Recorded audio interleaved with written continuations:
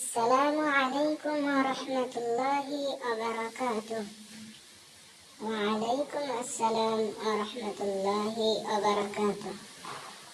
আমার প্রিয় বাচ্চারা, আজকে আমি তোমাদেরকে নামাজের বাহিরের এবং ভিতরের ফরজগুলো বলবো।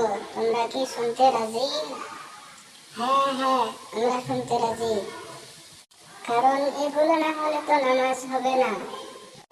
তাহলে শোনো, নামাজের বাহিরের ফরজগুলো হলো: 1 নম্বরে শরীর পবিত্র থাকা, 2 নম্বরে নামাজের জায়গা পবিত্র থাকা, 3 নম্বরে সতর ঢাকা, পুরুষের জন্য নাভি থেকে হাঁটুর নিচ পর্যন্ত এবং মহিলার জন্য চেহারা, হাত ও পা ব্যতীত পুরো শরীরকে ঢেকে নেওয়া। 4 নম্বরে কিবলামুখী হওয়া। 5 নম্বরে ওয়াক্ত মতো নামাজ আদায় করা।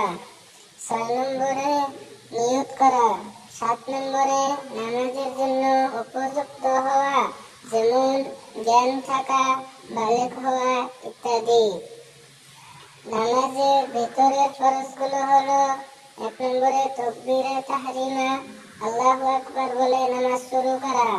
2 নম্বরে কিরাত, কোরআনের অংশ বিশেষ পাঠ করা।